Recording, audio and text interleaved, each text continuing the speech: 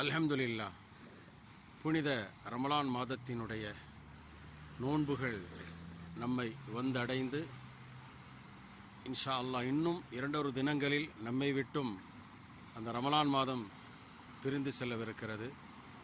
இந்த நேரத்தில் பிரார்த்தனை செய்து கொள்வோம், இறைவா இதுபோன்று பல ரமலான் மாதங்களை எங்களுக்கு தந்தருள்வாயாக என்று அல்லாஹ்விடத்திலே பிரார்த்தனை செய்வோம்.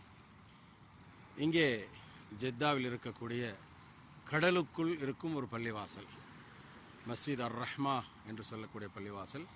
கடலில் இருக்கக்கூடிய அந்த காட்சியை தான் கண்கூடாக பார்த்துக்கிட்டு இருக்கிறீங்க. நம்முடைய நோன்புகள் அல்லாஹ்விடத்திலே சென்றடைய வேண்டும், நம்முடைய நோன்புகளுக்கான முழு நற்கூலி கிடைக்க வேண்டும் என்று நாம் விரும்பிக் கொண்டிருக்கிறோம். அல்லாஹ் அந்த நற்கூலி முழுமையாக தர வேண்டும். அதற்கு ஒரு ஷர்த் இருக்கிறது. என்னவென்றால், அல்லாஹ் சுப்ஹானஹு வ தஆலா பெருநாளை நமக்கு அன்பளிப்பாக கொடுத்திருக்கிறான். ஈதுல் ஃபித்ர் என்று சொல்லக்கூடிய பெருநாளை நமக்கு அன்பளிப்பாக கொடுத்திருக்கிறான். அந்த அன்பளிப்பை நாம் எப்படி பயன்படுத்தி கொள்ள வேண்டும் என்று சொன்னால், பெருநாளைக்காக செல்வதற்கு முன்பே சதக்கத்துல் ஃபித்ரா என்று சொல்லக்கூடிய ஏழை தர்மத்தை கொடுத்தாக வேண்டும். அந்த சதக்கத்துல் ஃபித்ராவை நாம் கொடுக்கக்கூடிய நேரம் நம்ம அதை சேகரிக்கக்கூடிய நாள் 2-3 நாளைக்கு முன்னாடி கூட செய்யலாம். கொடுக்கக்கூடிய நேரம் பெருநாள் பிறை பார்த்ததிலிருந்து பெருநாள் தொழுகை செல்வதற்கு முன்னமேயே கொடுத்து விட வேண்டும். பெருநாள் தொழுகை செல்வதற்கு முன்னமேயே கொடுத்து விட வேண்டும்.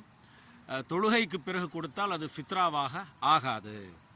அப்போ பெருநாள் தொழுகைக்கு முன்னமேயே கொடுத்துட்டு தான் போகணும். இது ரொம்ப முக்கியமான செய்தியாகும். நம் குடும்பத்திலே அன்று பிறந்த குழந்தையாக இருந்தாலும் அந்த குழந்தையின் பெயரிலும் கொடுக்க வேண்டும். கொடுப்பதற்கு வசதி இல்லாதவர்கள் வாங்கக்கூடிய தகுதியை பெறுகின்றார்கள்.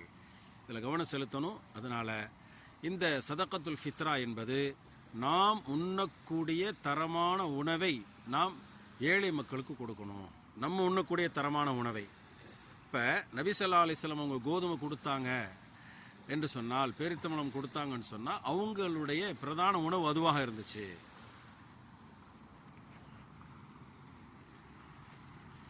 நம்முடைய பிரதான உணவு என்ன? அந்த பிரதான உணவை நாம் கொடுக்கணும். அப்போ அது கணக்கிட்டு பார்க்கும் பொழுது அதனுடைய தொகைகள் அதாவது பொருளாக கொடுக்கலாம். நம்ம என்ன தரமான உணவு எடுத்துக்கிறோமோ அதை நம்ம பொருளாக, என்ன மாதிரி தரமான அரிசி நம்ம சாப்பிட்றோமோ அந்த தரமான அரிசி அல்லது அதனுடைய கிரயம் அதை நம்ம கொடுத்து ஏழைகளுக்கு சென்றடைய வேண்டும். இதனுடைய நோக்கம் என்னவென்றால், பெருநாள் அன்று யாரும் பசி பட்டினியாக இருக்கக்கூடாது, எல்லோரும் கொண்டாடுவதில் ஒன்றாக இருக்க வேண்டும் என்பதைத்தான் இஸ்லாம் வலியுறுத்தி சொல்கிறது. அதனால் ஏழை தர்மத்தை கண்டிப்பாக பெருநாள் தொழுகைக்கு முன்னமே நாம் கொடுத்து விட வேண்டும் என்ற செய்தியை நாம் பதிவு செய்து கொள்வோம். நம்முடைய வணக்கங்கள், தொழுகைகள், நோன்புகள் அனைத்தையும் அல்லாஹ் சுப்ஹானஹு வ தஆலா அங்கீகரிப்பானாக என்று பிரார்த்தனை செய்து கொள்கிறேன். அஸ்ஸலாமு அலைக்கும் வரஹ்மத்துல்லாஹி வபரகாத்துஹு.